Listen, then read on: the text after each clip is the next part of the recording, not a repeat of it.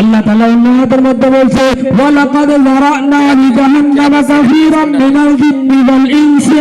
আল্লাহ তাআলা বলছে আমি জান্নাত এবং জাহান্নাম দুটোকেই বানিয়েছি, এবং জান্নাত এবং জাহান্নাম ভরবে কাকে দিয়ে? এই ইনসানকে দিয়ে, এই মানুষকে দিয়ে এবং জিনকে দিয়ে আমি জান্নাত জাহান্নামকে ভরবো। কোন শ্রেণীর মানুষকে দিয়ে আল্লাহ তাআলা জান্নাতকে ভরবে এবং কোন শ্রেণীর মানুষকে দিয়ে আল্লাহ তাআলা জাহান্নামকে ভরবে? আল্লাহ তাআলা বলছে লাহুম কুলুবুন লা ইয়াফকাহুনা বিহা ওয়া লাহুম আ'ইনুন লা ইবসিরুনা বিহা ওয়া লাহুম আযানুন লা ইয়াসমাউনা বিহা উলাইকা কাল আনআম।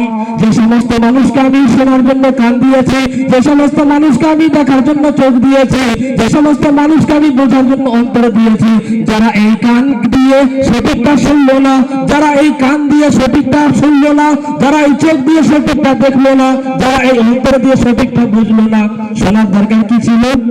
কান দিয়ে শোনার কি দরকার ছিল? কোরআন হাদিস ভালো দিনের কথা শোনার দরকার ছিল। কিন্তু দেখেন অবস্থা, দেখেন এই যে এতগুলো মানুষ এতক্ষণ দাঁড়িয়েছিল, এতগুলো মানুষ দাঁড়িয়েছিল, দিনের কথা হচ্ছে, যেখানে দিনের কথা হচ্ছে, তো এই কথাগুলো আমার শোনার দরকার ছিল। কিন্তু দেখেন আজকে একটা দিনের মজলিস চলছে, এখানে পুরো প্যান্ডেল ফাঁকা, কিন্তু এখনই একটা এখানে যাত্রাপালা গান লাগান, এখন একটা যাত্রাপালা গান লাগান আর বলেন যে অমুক জায়গা থেকে নায়ক আসতেছে, মিন্টু কি মিঠুন নারকে, এরকম বড় একটা নায়কের নাম নেন, আর দেখেন মানুষের ভিড় দেখেন এত হবে যে মানুষকে আপনারা জায়গা দিতে পারবেন।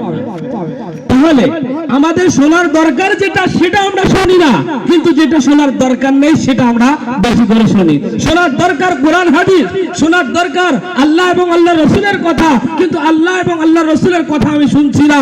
আল্লাহ এবং আল্লাহ রসুলের কথা না শুনে কোরআন হাদিসের কথা আলোচনা